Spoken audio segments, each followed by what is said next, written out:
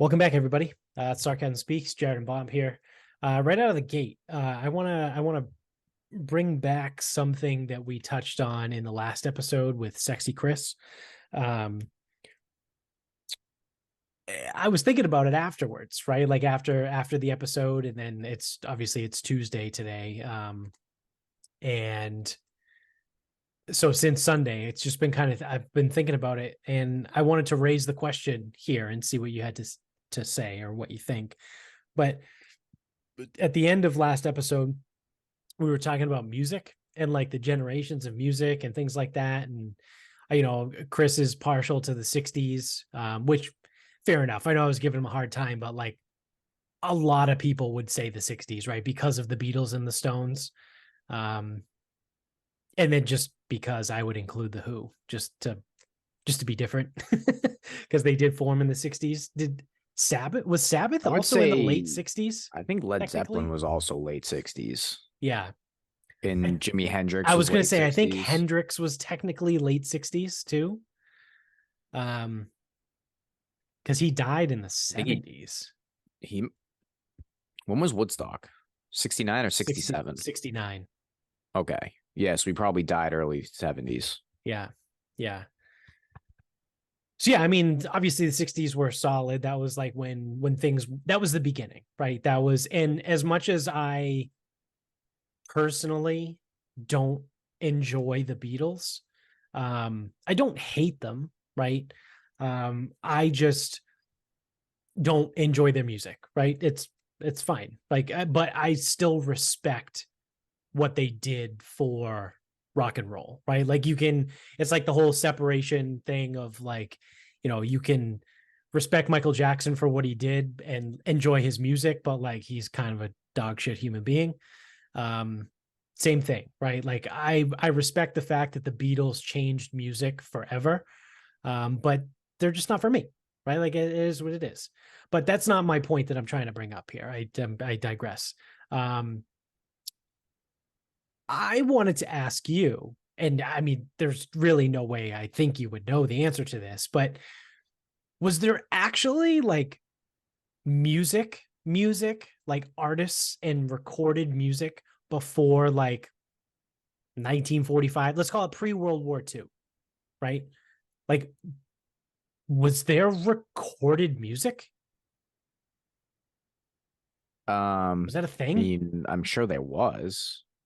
Because I know what stuck in my head from the last episode was I made the comment of like, you know, I listen to what my dad listened to now. I enjoy now, right? And he listened to it when he grew up in the '70s and the '80s.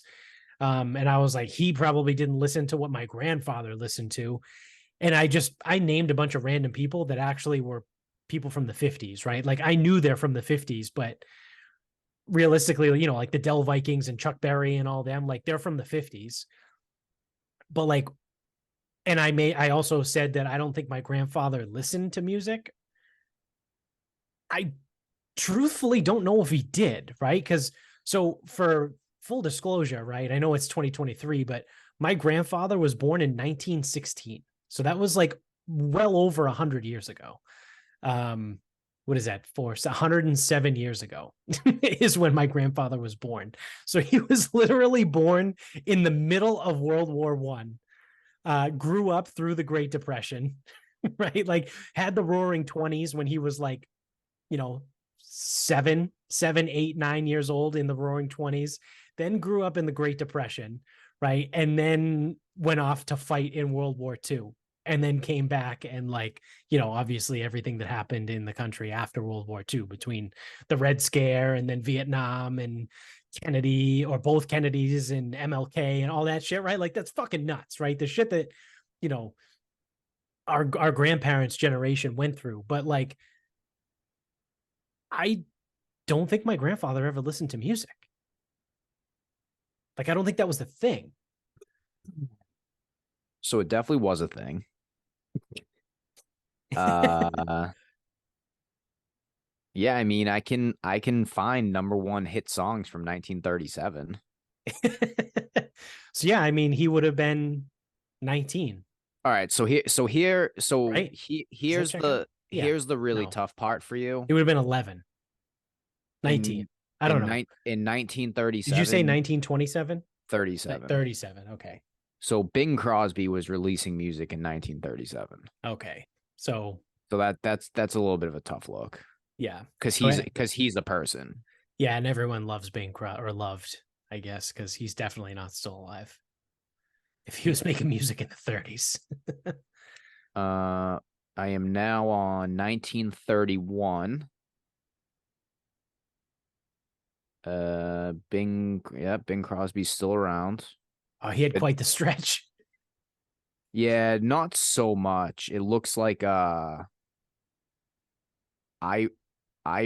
Gershwin and George Gershwin. Seems like they're they kind of had a few. Again, this doesn't mean a lot, what I'm about to say. I'm struggling to recognize other people. Right. The only name that I'm recognizing is Bing Crosby, and it looks like he was featured on a song. But there's definitely like albums, because a lot of these people are here like multiple times. There's a lot of singles or published popular music. That's how it's considered. And then for 1930, dude, there was a Billboard chart in 1931. Oh, wow. Wow. So I mean, again, Duke Ellington. Yeah. Shout out to Big Mouth. He lived in Andrew Huberman's attic. Yeah, Bing Crosby, Duke Ellington. Yeah, so I was gonna say, because before I even looked into this, I was gonna say like jazz and blues, like the real stuff. Yeah. What did I want to go back to 1926. Let's go to 1920. Okay. Oof. Billboard, 1926. Let's see if I have heard of any of these people. And I'm thinking no, but they do have links. So I mean, these people are like real people. Yeah. Ted Lewis and his band. People forget. Yeah, people forget about old Teddy. Well, let's go back to 1916. Your grandfather's birth year. Yeah, I mean, there's like published singles here. I don't know if there was I don't think there's a Billboard chart though. No Billboard chart in 1916, and I don't know who any of these people are. Absolutely not. Yeah.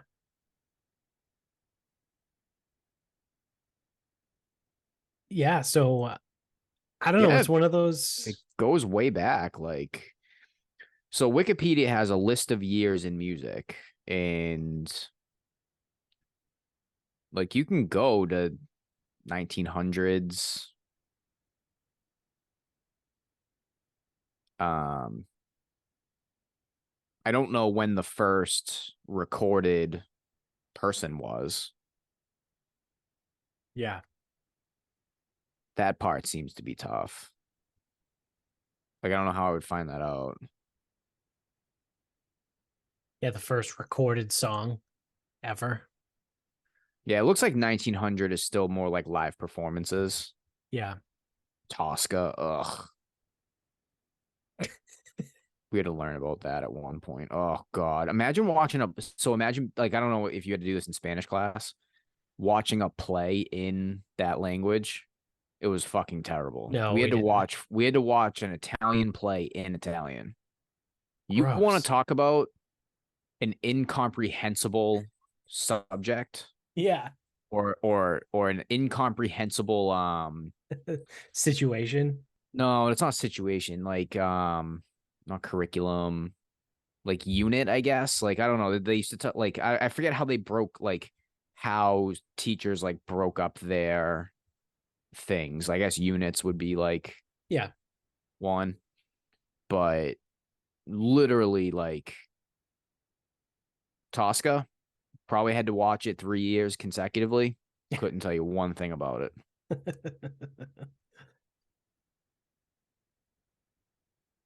Giacomo Puccini, though, that's who wrote, I guess. Huh. What about The who is Kingdom of that Naples, guy? control of Rome, threatened by Napoleon's invasion of Italy. Really? It contains depictions of torture, murder, suicide, as well as Puccini's best-known lyrical arias. No clue. I Who is just thought that it was some guy? fucking Italian bullshit. Luca Pavarotti. Is that his name? Probably. Luciano Pavarotti. I don't know. He was an Italian tenor. The fuck is a He was tenor? he Is that was a a singer. playwright? Oh, a singer. It's an opera singer. It's like a style, right? Or like an octave. I don't know what you would call it. Like, so if you're a singer, you're either like if you're a male, for instance, you'd be like a baritone, a bass, a tenor, like Soprano? Is soprano a one? soprano. Yeah, I think you could be a soprano. I think that gets a little bit high. Because then I could. Well, yeah, I don't get there's like high. alto soprano and mezzo soprano and I don't know all the other ones, but it has to do with like the octaves that you sing in. I First just don't. jazz recordings, 1917. All right. So my grandfather was born before the first. I don't know if no, that's the first jazz Before, recording. okay, before the first jazz recording ever. Huh. Calypso music recordings, 1914. I don't know what calypso music is. And yeah, so I think like I don't know what calypso. Oh, it's Caribbean music. Hmm. How the fuck did Trinidad and Tobago record music first? How the fuck did they figure that out? Like, what the fuck were they using? Yeah, I don't know.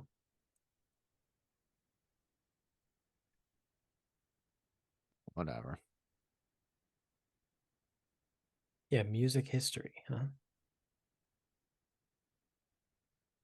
I'm seeing a lot of like spirituals and Yeah, I honestly think it's a lot of like more performance music until yeah, you get to the mid 19 teens.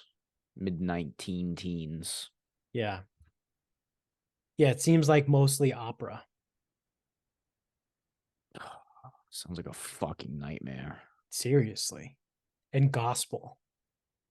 Oh, that's so bad. Imagine that like music was only fucking saved for plays in church. Ugh, Oh, gross. and I fucking think music pisses me off now. Sounds like a fucking nightmare. Yeah. Yeah, it does. So, yeah, the creative peak of jazz in New Orleans was in the mid 19 teens. Oh, New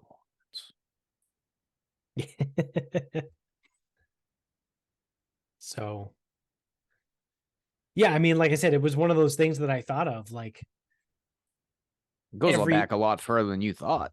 right, but like every decade is kind of like known for something, but it kind of stops at the 50s. Um, with what we know, Right. I'm sure we could figure it out. Like, I don't know if the 19 teens or the 1910s, if that was jazz, and then the 20s was I think the like, 20s was probably mostly jazz. I think the like jazz became popular maybe around like 1915, right? So then like into the 20s is probably when everyone was jazz. well, at Right? some Like if point, it like big band and swing and shit like that yeah, needs to fucking show up yeah, before we get to the 50s. yeah. Plus, like in the 30s, you had some like that, like, I don't know, is lounge singing? Is that like what we want to call like Yeah, I Frank would say Sinatra, Dean Martin? Like, yeah, because that's a if good Bing one. Crosby was doing what he did, I think he was like a lounge singer like them Yeah, in the 30s. It doesn't leave a lot of time for like again like big band and swing. right. Right. A lot of stand-up basses. Yeah. I'm playing the cello. Cello, it's a bass. So yeah, like I said, it was just like one of those things that I thought of, right? That I was like, did people listen? I mean, I'm sure, like I said, I know people listen to something, right? But I never like as a kid, I never was like, oh, No, because it's not my that good. grandfather's listening to like this music. Like he didn't listen to music. Like my My grandfather. So grandmother didn't either. now my We all my know grand she listened to cooking shows like Gus Saunders on the radio. my grandfather was born in 1930, 30, 31, whatever. He listened to like swing, like music that people danced to like post World War II, Right. like shit you'd hear in Captain America in a flashback. Yeah. Like that's the shit he listened to. Yeah. My mother's not going to listen to that shit. Because it's not good. No. So, like, who's going to listen to that and why? Yeah. That's the thing. And I think that's the thing about the 60s. And that's what makes it interesting because the 60s is the first decade where like people still listen to and enjoy like, that music. Current day will still listen to that stuff. Right. Right. I think that's what I won't. That's what stands out.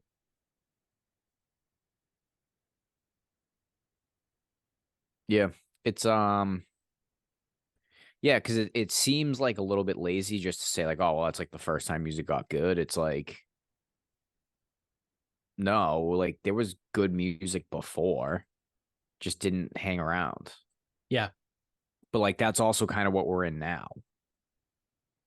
Like there's maybe a couple artists that music today sucks. Like there's maybe maybe a couple artists where if you give it like 15 years, people might still listen to their shit, but I mean, I might doubt that too. Yeah. Now, obviously, if you like what you like, that's different. Like if you like Pitbull, then you're gonna listen to Pitbull no matter what. But like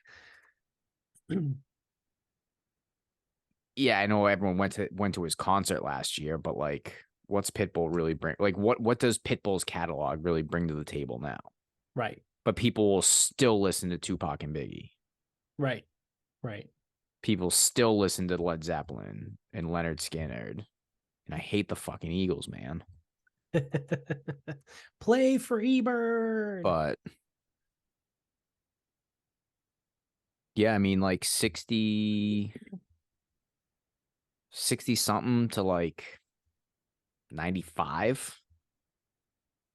The 90s will weed themselves out.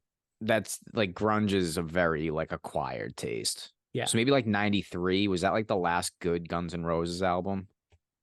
Yeah, probably like I think it was either 92 or 93. Ish. Ish. Because then like anything Metallica came out with in the 90s was trash. Yeah.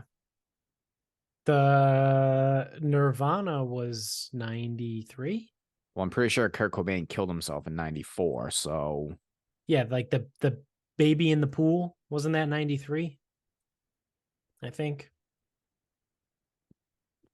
What was that? Never mind. I think someone's sitting here being like, how do you not know that? And it's like, yeah, fucking forget. It is never mind. 91. 91. Never mind.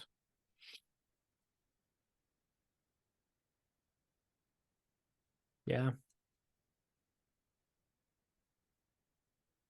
I'll do 1995 in music, and I bet you it starts to get gross. I think the 90s will be more so remembered for the rap music that came out of it. Right, because that's the Tupac, Biggie, Eminem. I mean, Eminem kind of didn't really get his start until later, like, or he blew up. I think the Marshall Mathers LP was 1998 or 99. And then Encore, not Encore, the Eminem show was 2002.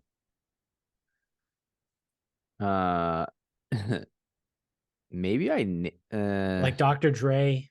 So I'm gonna go 1995. Do I want to do the top 40?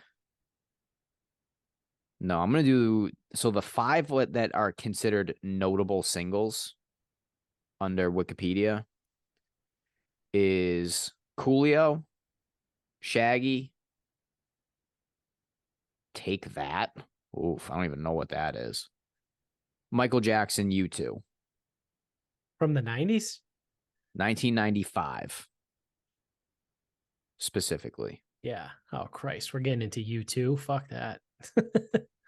And it's like, what was that? No, hold on. What was this category? Biggest hit singles. Those were the five biggest hit singles. And then the 10 best albums. This might give us a little bit better. Nope, this doesn't give us shit better. Radiohead, Oasis. God. Maybe that was when Wonderwall came around, which if that was the year. Yeah.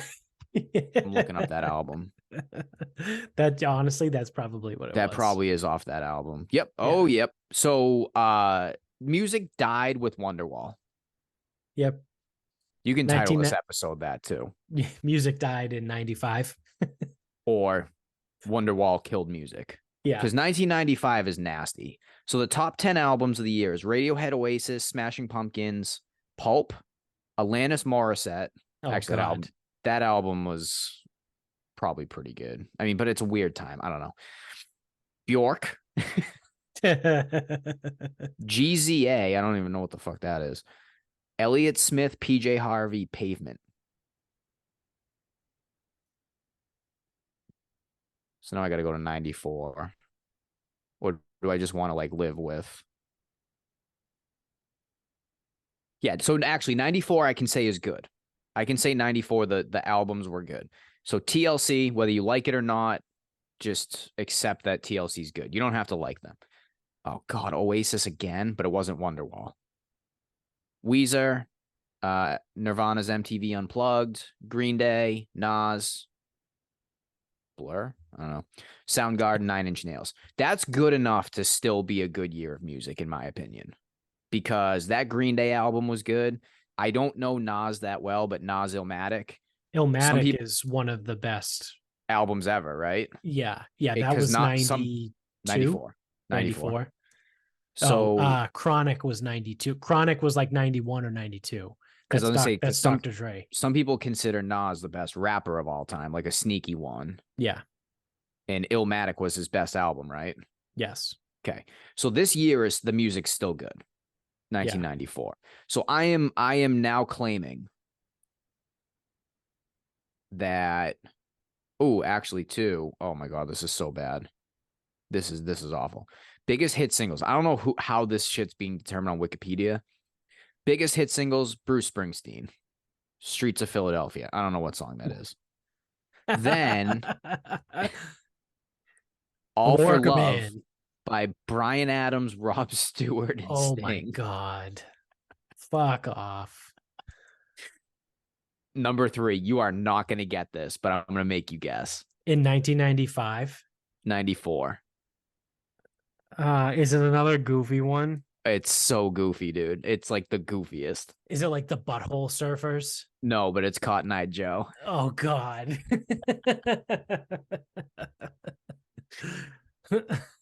Biggest hit singles. Yeah, so that's why I think you need to go to the albums.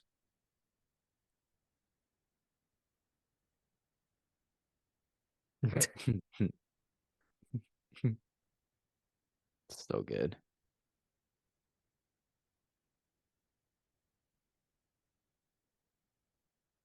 So yeah, I mean,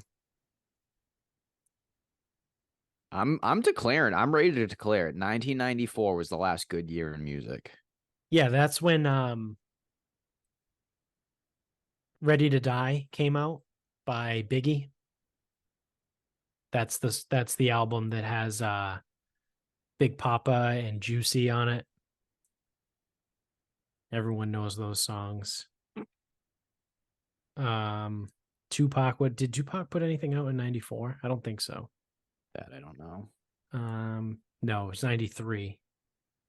strictly for my N words. Came out in 93. I would say biggest hit singles of 93 include Meatloaf and What Is Love. So there's that. Yeah. That was Holler If You Hear Me. Keep Your Head Up. That's Tupac. 10 best album. Yeah, 93 was still good. Like Nirvana was putting out real albums, Pearl Jam versus Wu-Tang. Yep.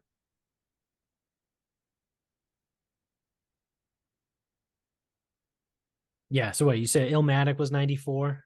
94. Chronic was 92. I'm declaring that music died with Wonderwall in 1995. Yeah. Yeah, that's probably fair. I think I need to tell the band at the wedding they can't play Wonderwall. Instead of like most people provide a list of songs that they want. Oh, I'm only providing a list of songs I don't want. Yeah, you provide a list of songs that are prohibited. Funniest thing too is I was like, I got like three things that I don't want the band to play. One is anything by Journey. And I was vetoed on one of my three. So 33% of my list was vetoed. So now I think I need to expand my list. Well, yeah, I mean, you got to bring that percentage down. Yeah. Or if we're going to make that percentage down, I'm getting more shit. Or if this percentage is going to be 33%, I'm getting more shit banned. Yeah. 3 out of 10. That's true. Yeah. Yeah, that's a good way to look at it. Either my percentage is going to come down or I'm getting more shit that's being banned. Yeah, I'll make that percentage worth it. Don't you worry. Yeah. Yeah, I think Wonderwall is going to have to be on the band list. I fucking hate that song. Is that a it wedding makes me song, so though? fucking mad. Dude, I don't know. Because it's like, I'm trying to think of where I had this flip out. And then Michaela showed me like the meme, like, anyway, here's Wonderwall. Yeah. Where the fuck were we? I don't know, but Wonderwall was playing, and I'm just like, I hate this fucking song. Like, oh, we were probably at Ocean Edge, and obviously there was a guy with an acoustic guitar. Yep. And anytime there's someone with an acoustic guitar, they have to play fucking Wonderwall. Yeah. It's like in Role Models where it's like, oh, I don't want to go camping. There's always some guy with an acoustic guitar who doesn't quite know how to play it, and he's like fumbling over how to play like Kumbaya. Yeah. That's what I think of when I fucking hear Wonderwall. Because I remember in high school, the one kid with the acoustic guitar could play Wonderwall, and it's like, wow, that's so cool. He can play a song. Yeah. And then you're like, this is not cool. This song fucking sucks. It's not a good song. And it makes me want to harm myself. In multiple different ways. Potentially fatal ways. Yeah. Yeah. Yeah, that song sucks. I can't believe Wonderwall killed music. It hasn't been the same since. Yeah, so I mean, and I'm not going year by year. Post 95, is it fair to say that Eminem is the only? Well, no, that's not true, because I would include Taylor Swift. I can't believe I'm going to use Eminem and Taylor Swift in the same sentence, but like post 95, are Eminem and Taylor Swift the only artists that have like transcended and actually made good music? No. So here's the one thing with Taylor Swift is we still have to wait and see on her. Because I think she's very talented, right? That's like fine. I like some of her songs. I have no idea. I don't listen to her. Because I don't know current music. Like we talked about. All I'm saying is in the late 90s, early 2000s, there were a lot of bands, or I guess groups. There was a lot of groups and artists that were like mega stars. Well, like, that's what I was gonna say. Like fucking insane. There were like the NSYNCs, the Backstreet Boys, the Britney Spears, the Aguileras, the Mariah Careys, And like all of them. All flamed out. But they weren't good. They also weren't good. Like they're not talented. So that's the only thing. Like I think Taylor Swift, it still remains to be seen I think because, she's talented. but I also don't know if the popularity is going to end up matching because right now, what's going on with her is fucking for an outsider, it's fucking mind blowing. She's Like literally the biggest artist like almost ever. She might be fucking second crazy. when it's all said and done. She might be second to Michael Jackson, and she may surpass Michael Jackson. She's only 33. No, she's my age. That's good. Yeah. Shows me what I'm doing with my life. Yeah, she's definitely in her early 30s. She's not older than 33. But again, it's like to really know someone's impact, you can't really know it while they're doing it, right? Or it's hard to know. Kind of. It's hard to know how impactful they are while they're going. Well, yes and no, because she just became a billionaire off of this, right? So there's levels to this shit, right? So like, yes, NSYNC, Backstreet Boys, Britney Spears, Aguilera, like they were absolutely fucking massive and it was crazy and there were lines and there was people. None of them became billionaires. Correct. None of them sold movies about their tours. Like none of them were doing like massive fucking deals all over like, but I think, again, I wasn't alive in the 70s, but I think when Michael Jackson was at his peak, I think everyone knew that like this guy's different, right? Like he was Michael Jackson, right? They dubbed him the king, right? The king of pop. Like I think there's a select few. But like, so what? So this is my thing though. Know when you're in the middle of, right? Like Elvis, everyone knew in the middle of Elvis that he was different. Everyone knew in the middle of Michael Jackson that he was different. I think Taylor Swift is different. I can't believe I'm using Taylor Swift again in the same sentence as Michael Jackson and Elvis Presley, but I think it's warranted. So, and I genuinely don't know the answer because I don't listen. Is it the music? Is it the performer? It's all of the above. And what influence does the persona? It's everything. Well, here's my only question. What influence does the times have on this? And what I mean by that is before 2020, I don't remember people being in a fucking queue paying thousands and thousands and thousands of dollars for Taylor Swift tickets. Oh, yeah. They were? Oh, yeah. Perfect. Yep. Okay. Because I was going to say, I don't remember that, but there's no reason I would have remembered that. Yeah. Because I wouldn't have paid attention to it. They've been forever since probably 2015.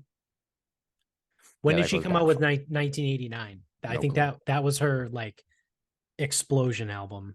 No clue. I do remember T Swift Fridays at the gym when JD would fucking take over. Yeah. That came out in 2014. So 1989 came out in 2014. Okay. So she has been. Oh, dude, Red came out in 2012. That's when she was like still kind of like country Taylor Swift. So she was relatively big after Red came out. And then 1989 is what absolutely like blew her up. So since it came out in late 2014. So I would say since 2015, she's been like locked and loaded, like Swifties crazy about everything that she does. See, the funny thing is I didn't know people liked her until 2 years ago. Well, the big thing, she made headlines 2 years ago because she changed the music industry basically forever because someone else owned the rights to her songs and wouldn't give them to her. So she said, fuck you, I'll re-record the songs on my own and then put out the exact same album that you own, but now I own it because it's a different version that I recorded.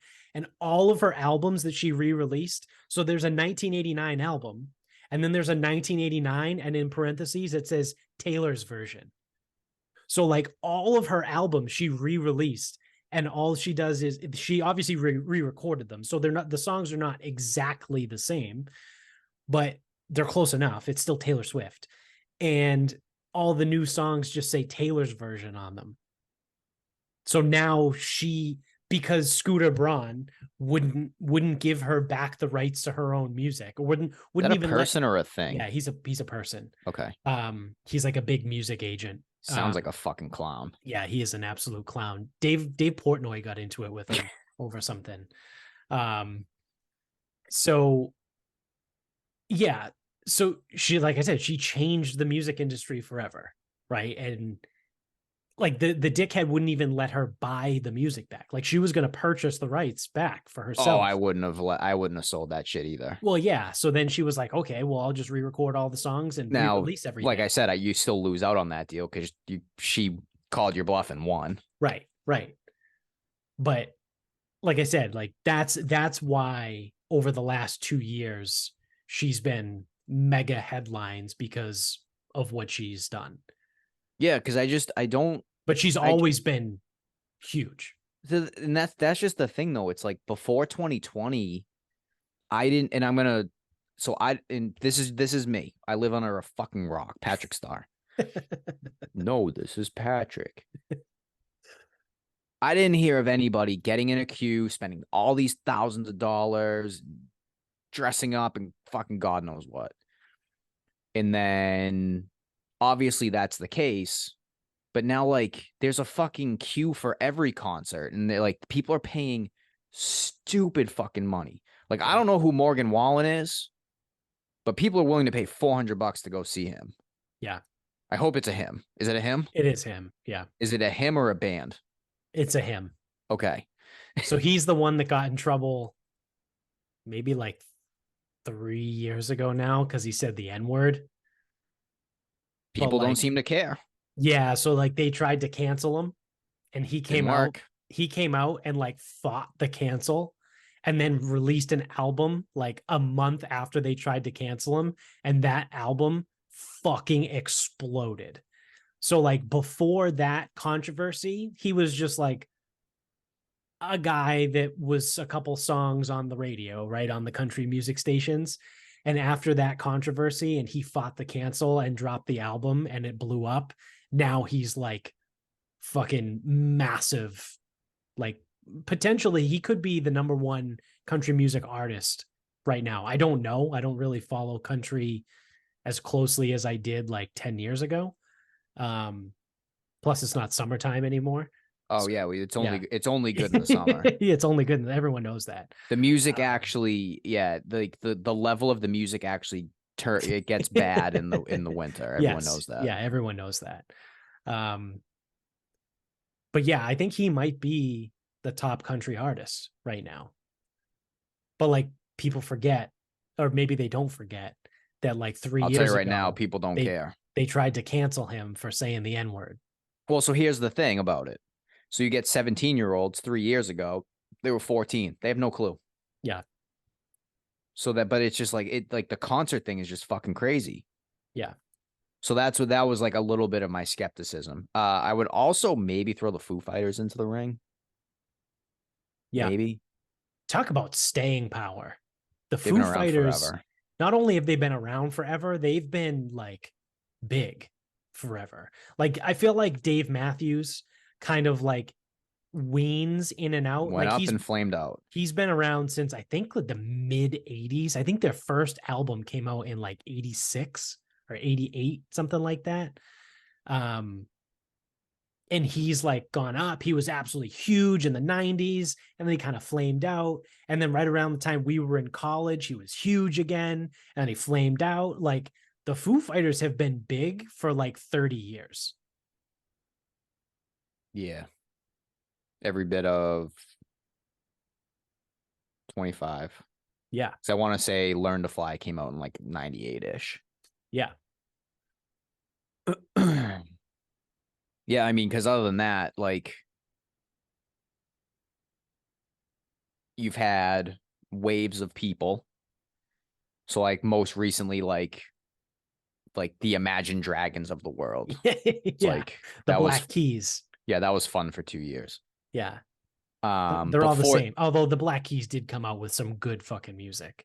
yeah, that's a little bit earlier too. Because Yeah. I remember them in college, but again, I didn't quite get it.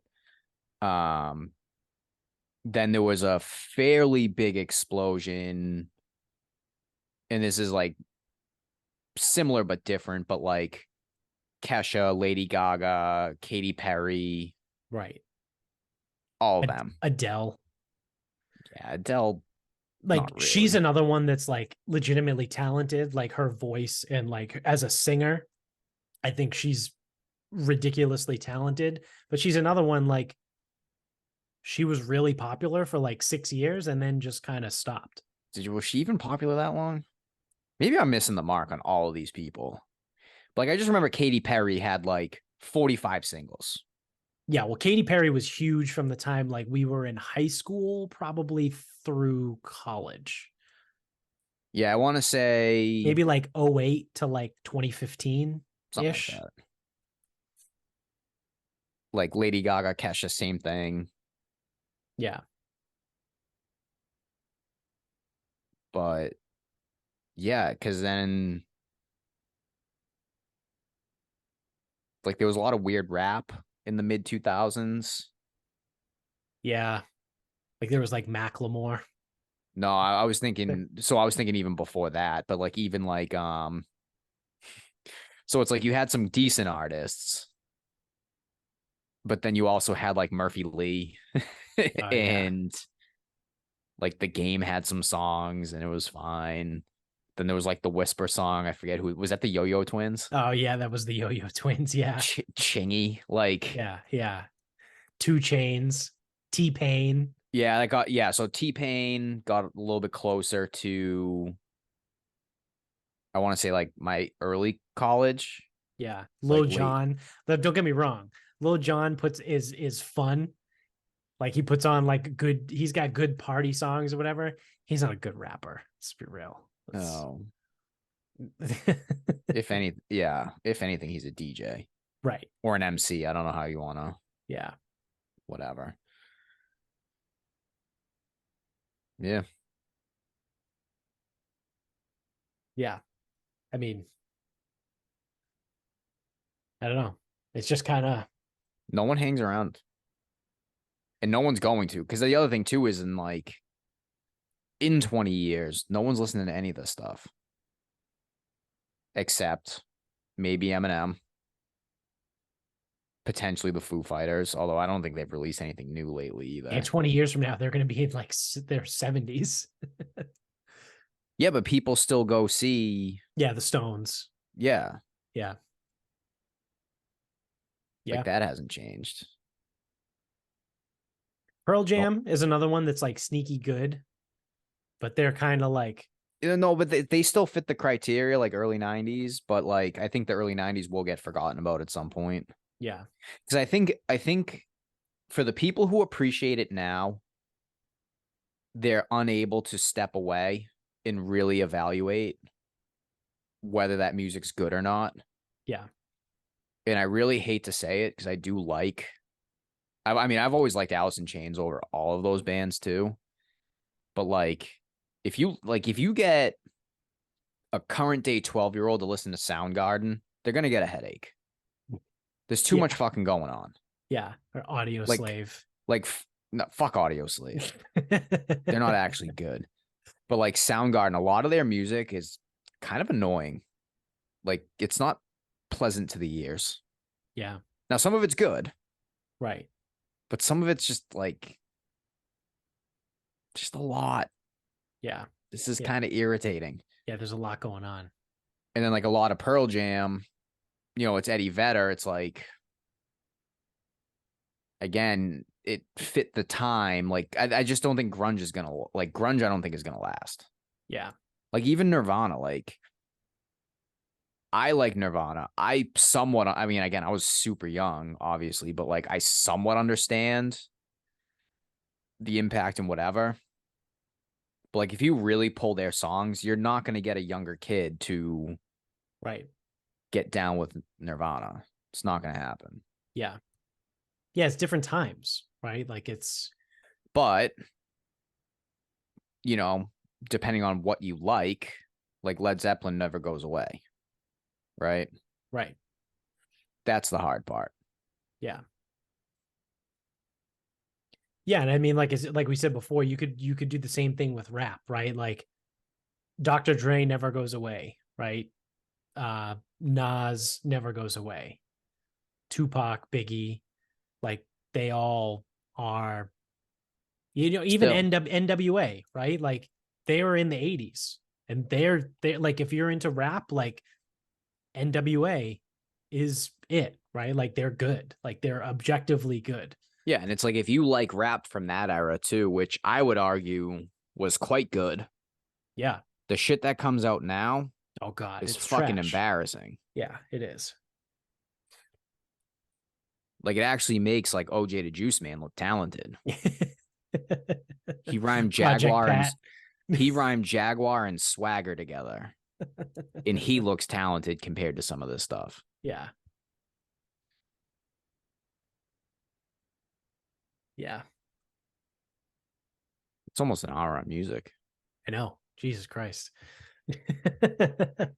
All from an opening thought of, Yeah. did people listen to music in the 30s? And they fucking absolutely did. Yeah, and they did. Yeah, that question was more pertinent. Honestly, that question was more pertinent to fucking 1916. Yeah. Yeah. Did they listen to music then? I don't know. They might have. Yeah, maybe. Let's see. What else do we have here before we wrap things up? Oh, so this is just, I think this is funny. So I saw this the other day from the Roka News app that I use, and there's a strike going on in Iceland of all women. So you heard that correct. All the women in Iceland are going on strike. For what? Why, you might ask? Well, they're protesting gender-based inequality.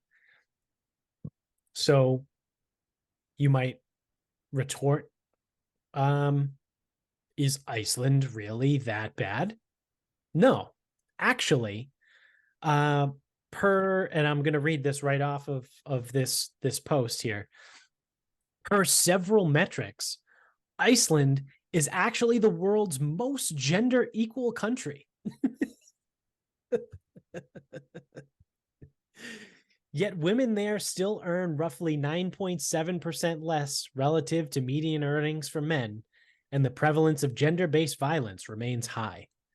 On Tuesday, tens of thousands of female, and non-binary workers went on strike in Iceland to protest ongoing pay disparities and gender-based violence. The strike shut down much of the country, including most of its banks, schools, and libraries. Iceland's labor unions supported the strike, which also called on women and non-binary people to refuse to perform household chores. Several major companies also backed the strikes and offered striking workers full pay. One notable participant was Iceland's Prime Minister, Katrin Jakobsdottir, who walked off the job on Tuesday in solidarity. So in the country that is statistically the most gender equal country in the entire world, they held a strike because they're not gender equal enough. So can you go back to that first sentence? Because it seemed very contradictory, like of itself. Which one? So the sentence that like explained that it's like one of the most gender equal countries, but then they like went on to like kind of sneak in that like they're not. Yeah. So I think the point there is there's no such thing as a complete 50-50 even.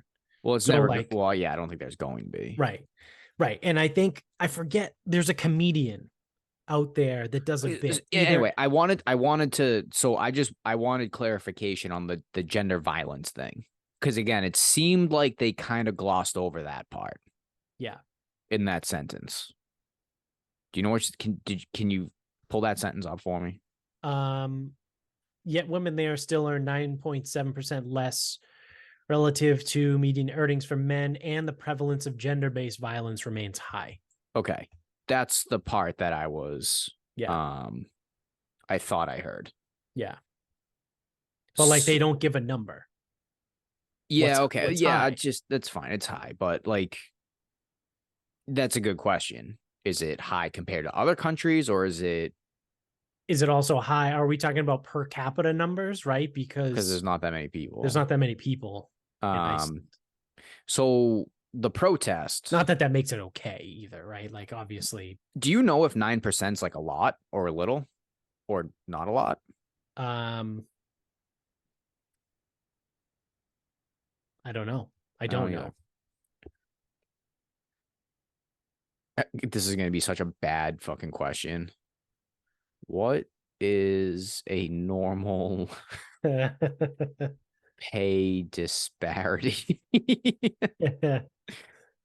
between gender? Let's see.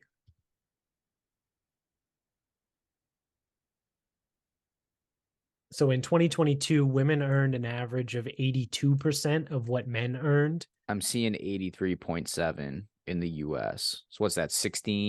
Yeah, eight at 16.3? 16. Yeah, 16% difference. Okay. So it's better than the US. Yeah. Well, they're the number one country in the world as far as equality goes. Yeah, I but mean, um did that sentence sucked. Truthfully, it made me very confused and I don't like it. Because if it's one of the most gender equal countries, but the pay gap is 9 whatever percent, 10%, we'll call it yeah, we'll 10%, call it which 10%. is better than the US Yeah. It's better than every and other country in the world. in gender-based violence is high. So what metric are we calling equal? Like, So they're not saying that they are a complete gender equal society. They're saying no, they're just they're one of the the better they're the countries. most gender equal. And it just so happens that the most gender equal is a 10% disparity.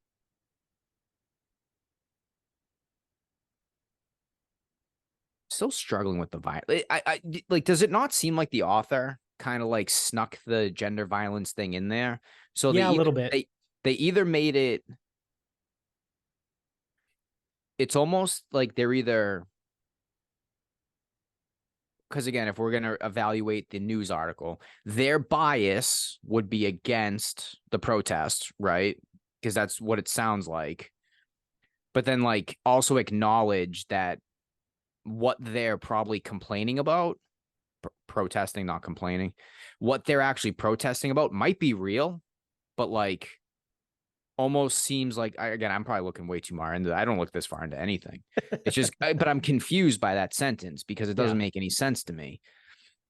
Because the article almost says like, well, you know, Iceland's one of the most gender equal countries, despite there being a pay gap and high gender based violence. And I'm like, so this is Because my that's the thing. best you're gonna get. If is what it is. Like so fine, the best I but can, it's like the that art, meme of yeah, of Pawn Pawn Stars. The Stars, best I can do is 10% and gender-based violence. right? So it's almost like they're trying to deter the protest or make the protest seem like it's not valid. Yet, what happened now? This is actually odd that I'm going this way. What happens in other countries really shouldn't be of concern to Iceland because Iceland is its own country. It's its own specific spot. It's a very different type of place. Like, Yeah.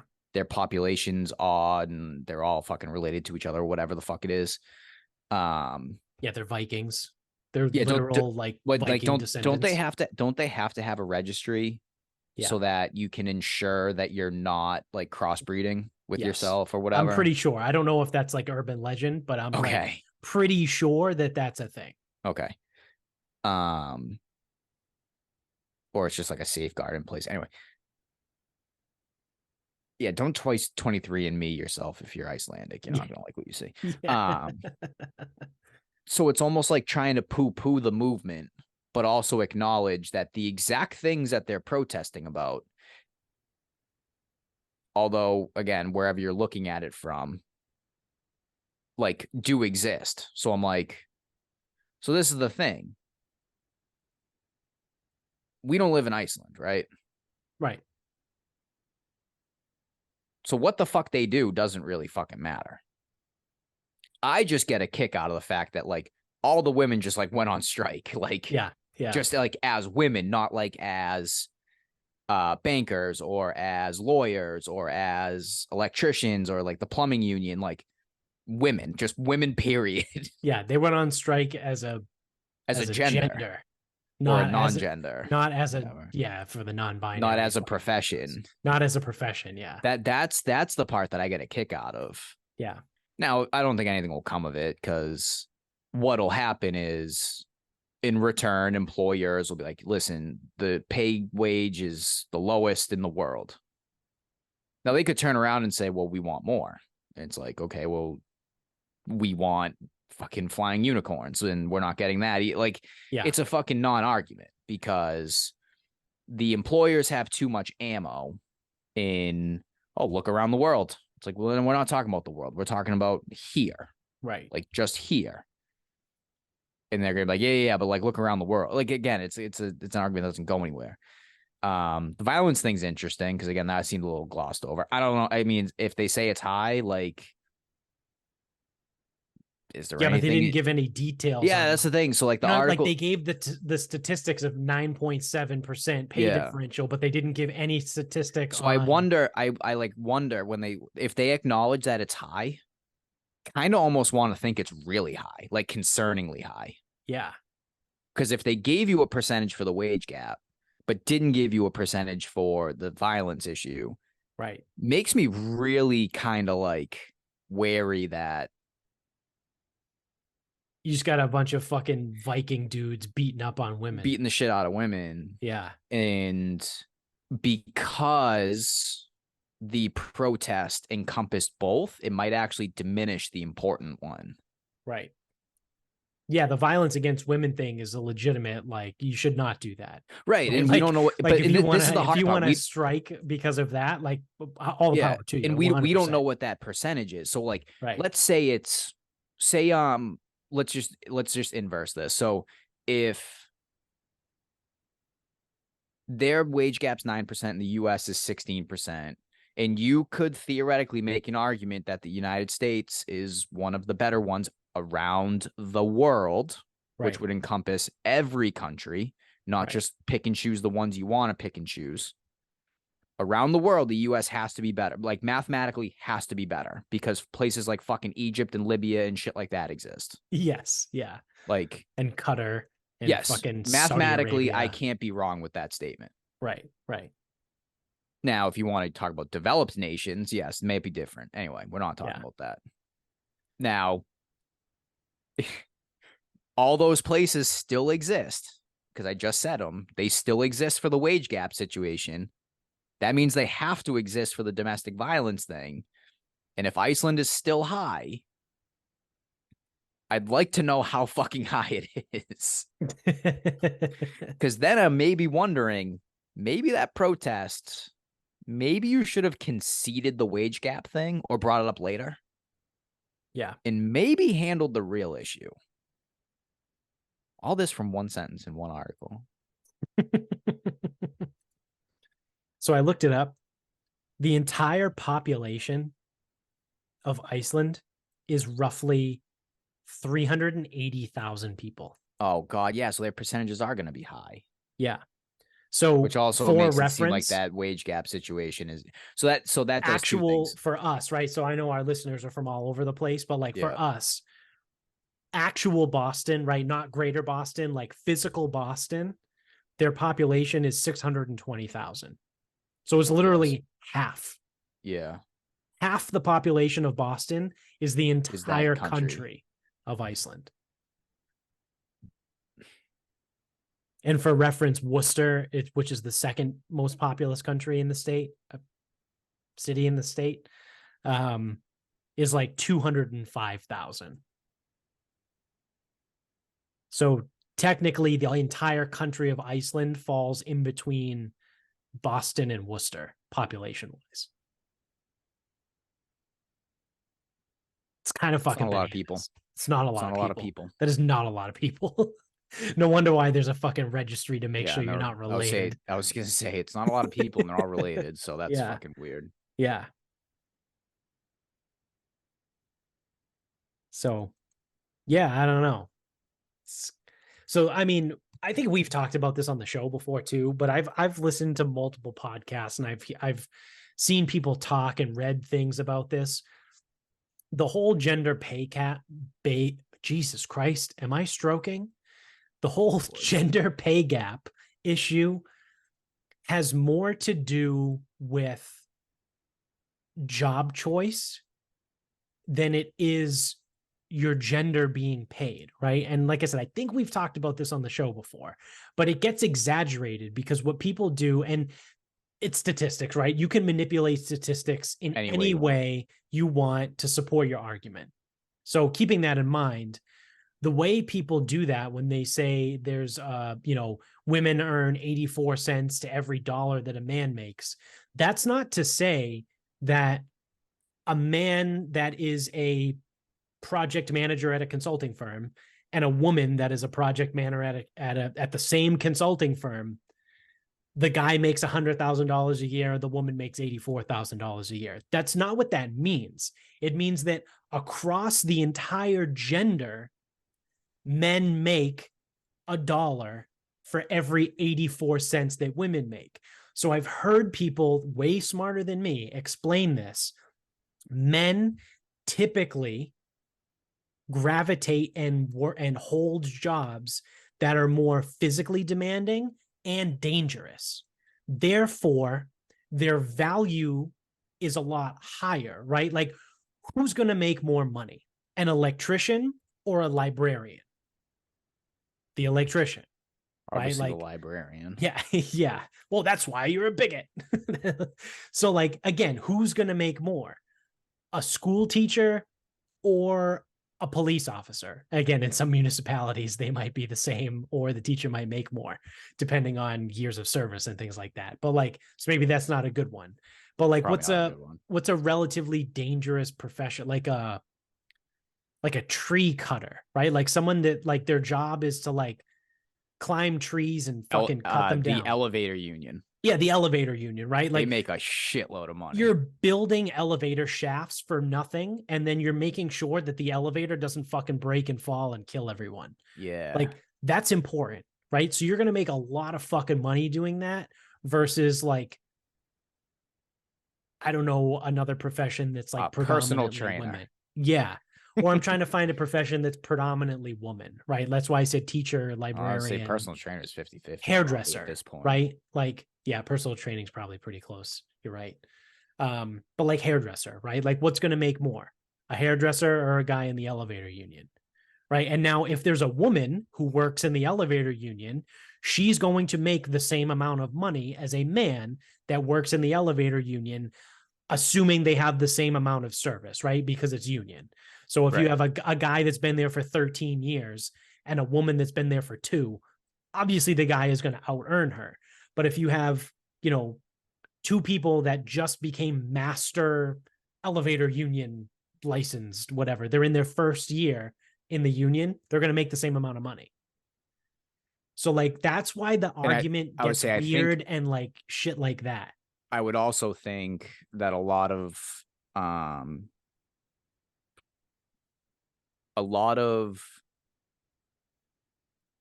don't want, more formal is not the right word. There's a lot of jobs that are slotted, right? So like if you work in a union, there are rules as to what you get paid. Like this many years, this much. These qualifications in this many years, this much. Get this qualification, you get this. Yes. Same thing with like police, fire. Yep. City clerks. Like, yeah, there's rules because it's like, again, so like the last examples, they were all municipal. Yeah, it's really when you get outside of that, things kind of get weird. Yeah. Because your example of a hairdresser. Well, a hairdresser and a salon owner are 2 different people. Right. And then it's like a salon owner makes whatever they make. Well, a hairdresser that's been doing it for 25 years in the same town in the same chair, they're going to make extremely more money than someone who's in their sixth town because they've moved a few times. Yeah. And then, like, again, the person who's had that chair for 20 years, it's not like they don't make anything. Like, they could be making much more than some people think. Like, they could be making more than like a bank teller or something. Right. Again, probably not, but like, yeah, they definitely could. Right. In the right spot.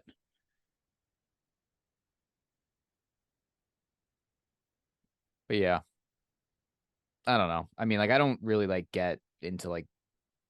It's a weird argument and it's a goofy argument. But it's like, it's also like people take the statistic and they just run with it. And they're like, it's not fair. It's like, well, you're using, I don't want to say inaccurate statistics because they're not inaccurate, but you're using manipulated statistics to fit your argument. Yeah. And then I think also you get a lot of people, and again, I can't confirm this because I don't know what the stats are, but again, it's like if we look job to job, and if there's like a significant gap, and I'm not company to company, job to job, right? Because I don't want to know what a CTO at a law firm versus a CTO at a media company. Yeah, it's not the same job, right? But they're both CTOs. Yeah. The fucking technology on one side is way more fucking important than the other side. I hope that person's making more money. Right. The technology officer for a lawyer, they can't even spell. Yeah. Like, if they could still handwrite fucking invoices, they fucking would. Fucking Stone Age with those people. Yeah, or I hate fucking lawyers. If you're the CFO of a small startup company like Toast, right? Like they're a like a menu ordering service, right? In Massachusetts. I don't know for people that aren't around here if you don't know what Toast is. But they're like a small startup company. You can like use them to like, it's like a third party service to order food online, right? If you're the CFO of Toast, you're not going to make nearly as much money as the CFO of Google, right? Like, or the CFO of Ford. Like, it's just different. Yep. So it gets goofy and it gets weird, right? It's a hard thing to do, to throw a blanket over an entire gender that earns money when there's a lot more nuance to it, right? And now I'm not saying that there's like no fucking, that it's completely doesn't exist, right? Like I'm sure it does exist in some situations, but like again, there are other factors, right? Like it's like the whole COVID thing, right? Like people that are dying of COVID. Well, yeah, you died of COVID, but you also were diabetic and you had fucking leukemia, right? And you were obese, right? Like what was the thing? It was like everyone that died of COVID had an average of 4 comorbidities or something like that. So it's like, okay, you were hypertensive, you were obese, you had diabetes and whatever else, right? Like, you know, a female CFO of a startup in Massachusetts might make more than a male CFO of a startup in Mississippi, because the cost of living in Mississippi isn't as high as it is in Massachusetts, right? So like there's more to it. And just to say that like, well, there's a wage gap and it's unfair and women need to be paid more. It's like, okay, sure. Yeah. Fine. But like, you're painting with very broad brushstrokes here. And like your argument is it's almost null and void because there's too much nuance that you're just refusing to accept. Are you letting logic get in the way of a good argument? I think like I am. You are. Yeah. Sounds like you are. Yeah, I think so. How dare I? You piece of shit. I'm such a bigot. And a racist, apparently, too, because I drink coffee. Don't forget about that. Peanut butter and jelly sandwiches. Yeah, peanut butter and jelly sandwiches. Yeah, that's the new thing. Did you actually read any of that, No. or is that a thing? No, Yeah, I'm not reading that. so peanut butter and jelly sandwiches are racist now too. Sick. Good thing I eat peanut butter Nutella. It's racist against Italians. Yeah, I know. Well, I am Italian, so No, you're not. You're American. Piece of shit. Tell that to my 23andMe. Didn't it tell you were a Neanderthal? Yes, I am. I am part Neanderthal. Yeah, I think I had. What was I? I was in like the 77th percentile of Neanderthal DNA, something like that. You should also probably start flying that Israeli flag out because you were part Jewish. I remember I that. am. I was Ashkenazi Jew. Yes, Yep. that's true. Free Israel. Yep. We need to send all our money to Israel. I'll order you a flag. Yeah. All right. Cool. Thanks. I'll put one in my bio, my Twitter bio. All right. You want to wrap this up? We can wrap this up. This won't be long. What do you got? So if I was to ask you, where's the best place that you've traveled to? It doesn't have to be right. You don't have to give it a ton of thought. Hawaii. Perfect. So my answer to this kid was Pebble Beach because I like golf, whatever. So it's like, cool. You know, I've been to a few places.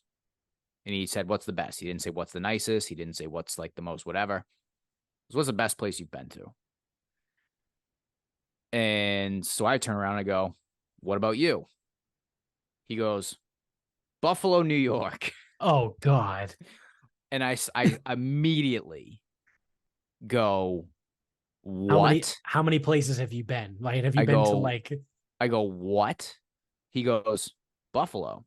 He goes, in Niagara Falls. He goes, Niagara Falls is really cool. I go, all right, dude. So here's what you're going to do from now on.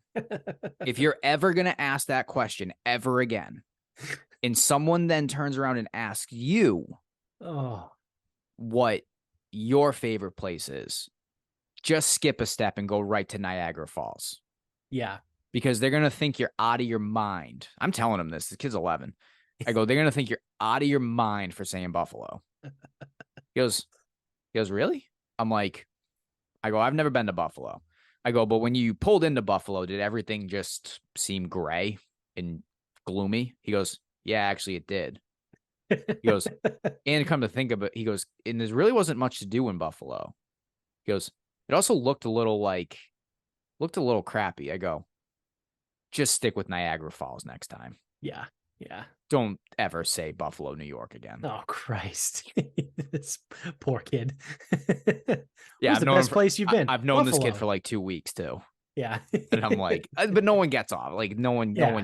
You cannot say the best place you ever went to was Buffalo, New York, and you're not going to get shit from me. Right. Now, if you were like, oh, the best place I've ever been to is Atlantic City, and I would be like, okay, well, what'd you do there? And then like, let them tell me why they think that.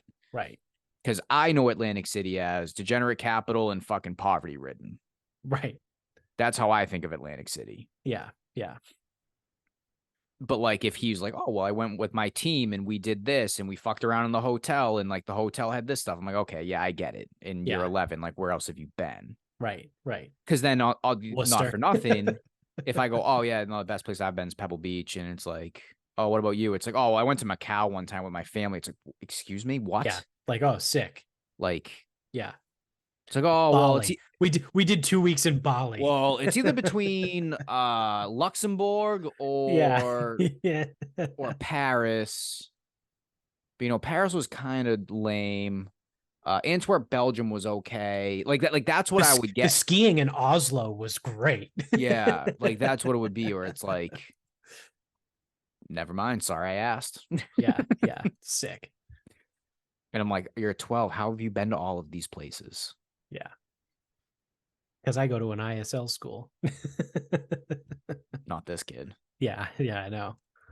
But that's like a response you would get from a kid at an ISL. You know what's actually school. funny? So this is completely anecdotal. I've got no fucking data to support this. But some of like my ISL kids, they're more likely to take more frequent, but like smaller, easier trips than they are to take like a big one.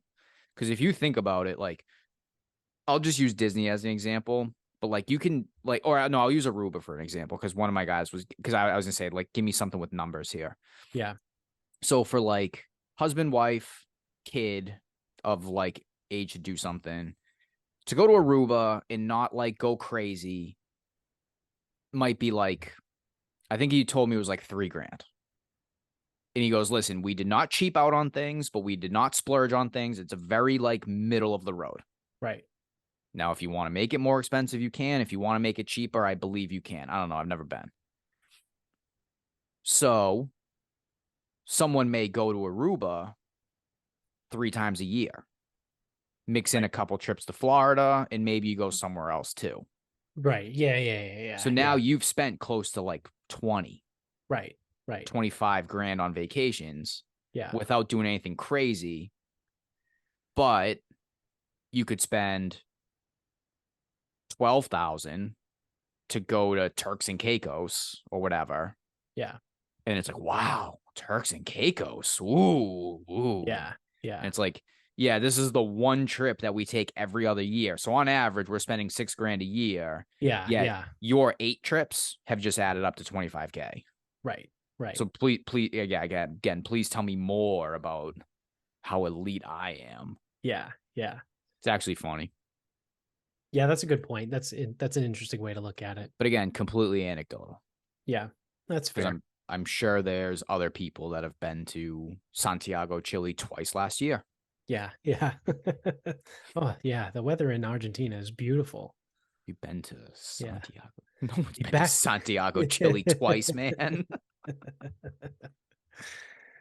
All right. So my final thought, I think, will be a relatively quick one as well. So obviously today is Halloween. We're recording this on Tuesday. Did you get your candy corn? No, fuck that. I threw it in the trash. I would buy it just to throw it in the trash. I might go get some on discount tomorrow just to throw in trash. Yeah, I support that wholeheartedly. So I think last night or the day before, Amy and I watched Hubie Halloween again on Netflix. Again, we got really nothing to do. We're like, oh fuck it, it's Halloween. Let's watch Hubie Halloween, whatever. It's a fun little movie. You know, you watch it once a year on Halloween. It's like when you watch Christmas movies, right? You watch them once a year around Christmas.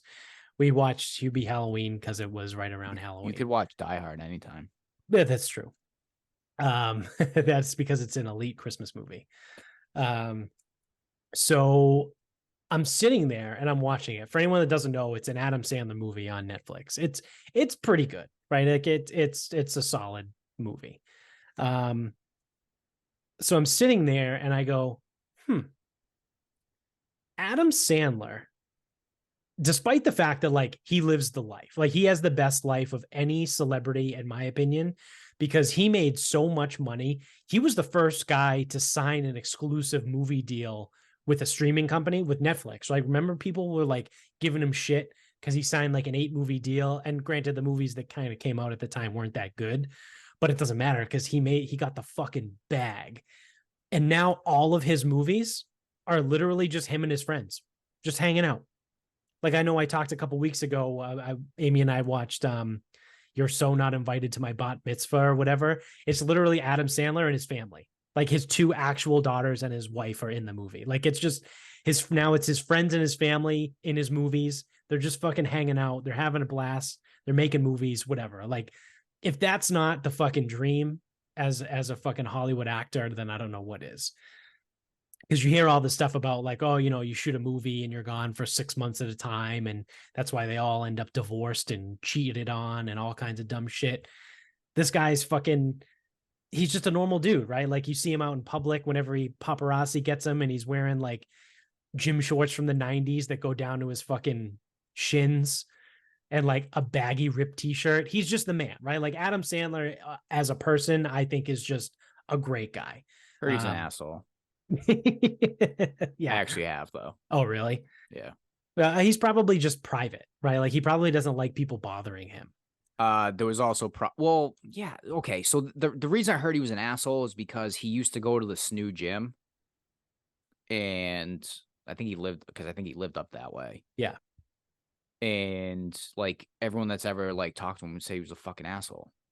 It's like, okay, dude, like understood. Like we know who you are. Right. Why go to the SNU gym if you're gonna be a dick? Yeah. Like build your own fucking court. Right. Right. Anyway. Yeah, that's fair. So but also that could have been when he was like way younger. So it's like he could have like hit a bunch of success by like a certain age, became a prick, and then realized like I need to stop doing this. Right. Right. So I'm sitting there watching Hubie Halloween and I go, Adam Sandler has made an entire career out of playing semi-retarded characters. And no one has ever came after him for it, which is because he never went full retard. But still, go home empty-handed. Yeah, you never go full retard. Tell that to Simple Jack. Although it was a hit in Vietnam. But if you think about it, right? So then I sat there and I go, okay, so Hubie Halloween, right? That came out, I think, in 2020. It was either 2020 or 2021 when it came out. Like that's post like cancellation world and post all that stuff, right? The Me Too movement was the beginning of cancel this, cancel him, cancel that. That was in like 2015, 2016. So like this movie comes out in 2020 and he plays like a semi-retarded person in Salem, Massachusetts. What did I don't know his character name. Lars? No, Kirk Lazarus? Was that who he was in Tropic Thunder? Yeah. Robert Downey Jr. What did Kirk Lazarus tell us? You never go full retard. Well, yeah, I know. Hubie Halloween. He was not weird, not retarded. Right. So he's got Hubie Halloween, right? Or he's got Hubie Dubois, sorry, from Hubie Halloween, where he plays a semi-retarded person. He's got obviously the number one movie of Adam Sandler, especially where he's retarded, is Waterboy, right? Again, semi-retarded. Didn't go full retard. Did you see him form tackle? Yeah, again. That ain't retarded. He's not fully retarded, but he's semi-retarded. Then you have Little Nicky. He's the semi-retarded brother of son of Satan. Again, he's an angel though. Right. Not retarded. Right. Semi-retarded. Just a little bit of retarded. Then he's got Billy Madison. Again, he dropped out of school in like what, 7th grade or something, like never really figured anything out, gave this really long-winded fucking answer that we're all dumber and thank you for fuck right off. Little bit retarded, but not fully retarded, right? Yeah, mostly just spoiled and dumb. Right. Mostly spoiled and dumb. And then, I mean, you could this is very loosely added to the list, was Happy Gilmore. No. Right? Like he's not really retarded, but like he's kind of dumb. He's just a bad hockey player. Again, so he's semi-retarded. Going to the fucking batting cage, taking fucking fastballs off the chest. Oh, I gotta get ready for hockey season. 364 right? More days till next year's hockey season. Gotta toughen up. So I mean, he was probably more retarded in Big Daddy than he was in Happy Gilmore. Yeah, Big Daddy is another one, right? But I don't think he's not retarded. He's not really. Yeah. Well, that's what I mean. He just didn't want to give the kid back. Mr. Deeds, I don't think he was retarded in. It's been a long time since I've seen that movie. No, he wasn't. But yeah, he's done this like over and over and over again, where he plays semi-retarded characters that are like iconic, right? Like Bobby Boucher is like an iconic fucking movie character. So Billy Madison, iconic character, right? Like there's people I don't know. And I thought it was funny. And I was just, again, while I'm sitting there on the couch watching the movie, being like, wow, Adam Sandler really fucking pulls it off, huh? Where he just plays a semi-retarded person in multiple different movies, makes millions of dollars, and no one ever gets mad at him. Credit to him. Yeah, that's what I mean. Credit to him. So, Adam Sandler, the GOAT. And Kirk Lazarus was right. Yes, he was right. So, yeah, that's going to do it for us.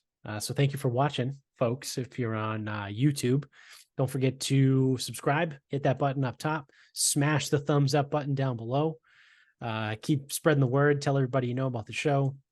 If you're an audio only listener, subscribe there as well. And if you use Spotify or iTunes, you can leave us a review and 5 stars, which would be much appreciated. You can get us on Instagram at Sarcasm Speaks Pod. Twitter is Sarcasm_speaks. Facebook is Sarcasm Speaks. The website is sarcasmspeaks.com. Go to the merch store, buy some merch. While you're spending some money, you can go to mybookie.com and use the promo code SarcasmPod to double your first deposit up to $1,000. Then you can go over to noonbrew.com and use the promo code in the show notes below, and you will get 10% off your order every single time you check out over there. I was drinking it earlier. Again, you can see on YouTube. And then lastly, we have the ice pod. I used mine today and I didn't need any ice for it because it was so cold in New England that I checked the thermometer that was in the water and it was 48 degrees. So Gonna be colder tomorrow. Yeah. So I did not have to put any ice into my ice pod today. I just hopped in for, I think it was 2.5 minutes. And yeah, I was pretty fucking cold, but I felt good after. So you can get one too if you go to thepodcompany.com. And again, use that promo code in the show notes and you will get $10 off plus free shipping when you buy your ice pod. So that is going to do it for us. So until next time, good night, everybody.